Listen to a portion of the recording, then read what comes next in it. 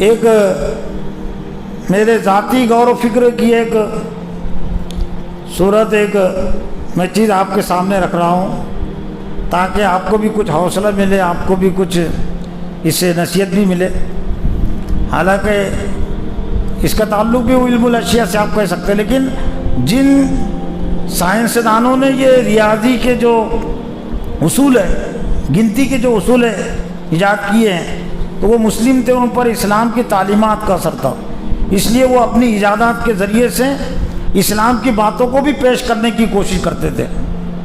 تو ریاضی کے جو اصول ہے، گنتی جسے کہتے ہیں نا، یہ جس نے بھی ایجاد کیا ہے، خوارزمی وغیرہ کا نام آتا ہے، تو یقیناً ان کے پیش نظر یہ ریاضی کے اصول کے ذریعے سے دین اور اسلام کی باتوں کو پیش کرنا مقصود تھا۔ تو اگرچہ وہ کتابوں میں تو میں نے نہیں پڑھا، لیکن اپنے میں نے ذاتی تدبر سے یہ ریاضی کے اصول سے 3 اہم باتیں میں نے سمجھنے کی کوشش کی ہے، اور میں سال 1.5 سال پہلے کی مطلب ہے یہ میری تحقیق، تو میں اس کو لوگوں کے سامنے بھی پیش کرتا ہوں۔ میں چونکہ آپ بھی علم حاصل کر رہے ہیں، میں شاید یہاں نہیں پیش کر سکا ہوں۔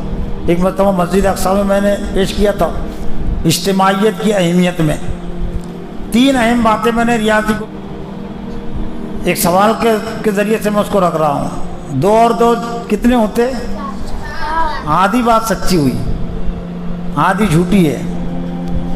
2 اور 2 4 الگ الگ لکھے جب ہوتے ہیں اور ملا کر رکھے تو 22 ہوتے ہیں۔ 22 ہوتے کیا نہیں؟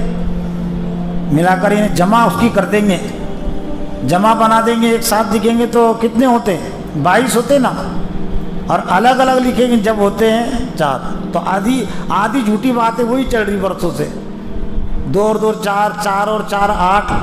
لیکن اس کے ساتھ یہ کہنا ضروری ہے انفرادی لکھے تب 4 اور 4 8 کب ہوتے؟ الگ الگ لکھیں گے جب 4 اور 4 کو ایک ساتھ رکھیں گے، سب ان کی بنا دیں گے، جماعت بنا دیں گے تو کتنے ہو جائیں گے؟ وہ 44 ہو جائیں گے۔ 4 اور 4 کو ساتھ لکھیں تو کتنے ہوں گے؟ 44 ہوں گے نہیں؟ یہ 1 سے لے کر 10 تک میں نے سمجھایا ہوں۔ حالانکہ میں عصری تعلیم زیادہ نہیں پڑھا ہوا ہوں اسکولوں میں، 4تھی تک میری مراٹھی سے تعلیم ہوئی ہے، لیکن میں نے تھوڑا غور کیا تو کچھ اللہ نے دیا۔ اور اب میں یہ میں نے 2 عدد سے کچھ اسلام کی چیزیں نکالا ہوں۔ جو ریاضی کے اساتذہ ہیں اس میں ڈگریاں دیتے ہیں، تو میری گزارش رہتی میں مجمع بھی کرتا ہوں کہ وہ اور بھی عادات سے بہت ساری اسلام کی باتیں وہ نکال سکتے ہیں۔ میں نے تو صرف ایک جمع اور یہ انفرادی اور اجتماعی ترتیب کے ذریعے سے اسلام کے بات کو میں نے سمجھا اور سمجھایا ہوں، اور دوسرے ایک عدد سے اور ایک 0 سے میں نے 2 اسلام کی باتیں سمجھی ہوں اور میں سمجھا رکھتا ہوں۔ تو 1 سے لے کر 10 تک گنتی کتنے جمع ہو رہی؟ 55۔ کتنے آئے؟ الگ الگ ہے نا یہ، اس وجہ سے۔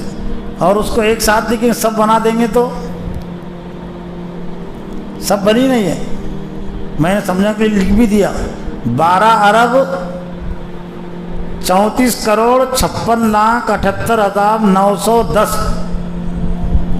12 ارب میں چلے گی نا بات یہ، لیکن یہ فرق کیوں واقع ہوا؟ ایسے اسلام میں اجتماعیت کا فرق ہے۔ انفرادی اس کی قدر و قیمت، انفرادی لکھے تو جمع آئی 55، لیکن سب کا نام ہی ہے نا اجتماعیت۔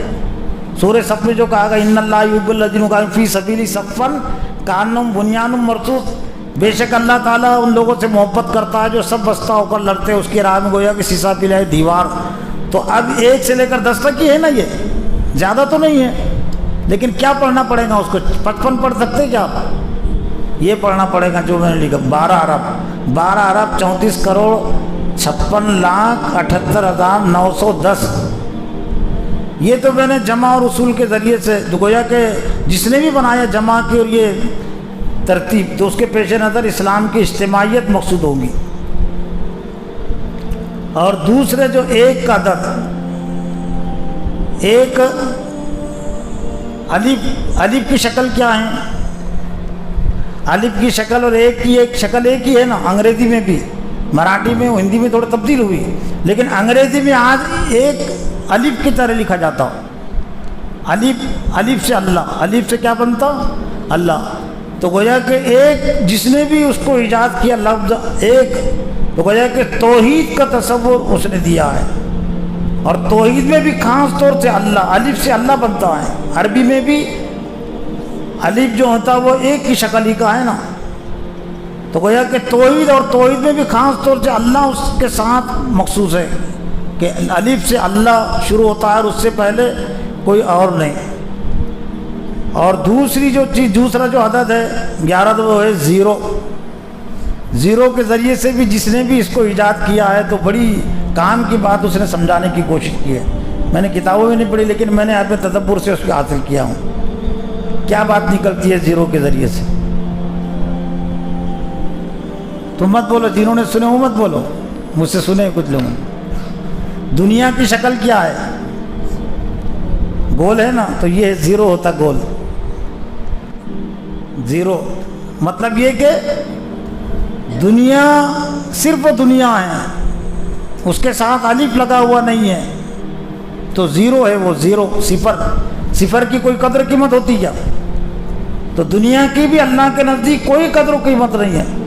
اور بالکل یہ حدیث سے کچھ سی بات واضح ہوتی ہے کہ اگر اللہ کے نزدیک دنیا کی قدر و قیمت مچھر کے برابر بھی ہوتی تو اللہ تعالیٰ کسی کافر کو ایک گھوٹ نہیں دیتا۔ الا ان الدنیا ملعون و ملعون ما فیہا الا ذکر اللہ و ما والہ۔ سن لو، دنیا ملعون ہے، دنیا کی تمام چیزیں ملعون ہیں مگر اللہ کا ذکر یعنی قرآن مجید اور جو اس سے متعلق چیزیں ہیں۔ تو گویا کہ صفر کے ذریعے سے دنیا کی جو بے حقیقت، دنیا کی جو بے ثباتی ہے اس کو سمجھانے کی کوشش نہیں کی ہے۔ لیکن اگر صفر کے ساتھ اگر کوئی چیز جڑ جائے، جیسے میں نے یہاں جوڑ کر سمجھانے کی کوشش کی ہے، صفر کے ساتھ الف جڑ جائے، ایک جڑ جائے، تو پھر کیا ہو جائے گا؟ یہ 10 ارب ہو جائیں گے۔ یہ الف اگر نہ ہو اس کے ساتھ تو 10 زیرو، 0 0 0 0 ایک بھی نہیں۔ لیکن اگر ایک عدد اس کے ساتھ جڑ گیا تو اس کی قدر و قیمت بڑھ جائیں گی۔ تو ایسی گویا کہ اللہ دین سے اگر دنیا کا تعلق جڑا ہوا ہے، دین کے تابع دنیا اس سے جڑی ہوئی ہے تو اس کی قدر و قیمت ہے۔ لیکن اگر وہ دین سے الگ ہے، اللہ سے الگ ہے، تو پھر وہ صفر ہی صفر ہے، چاہے پھر 1 صفر ہو، 2 صفر ہو، پھر 1000 صفر ہو، اس کی کوئی قدر و قیمت نہیں ہے۔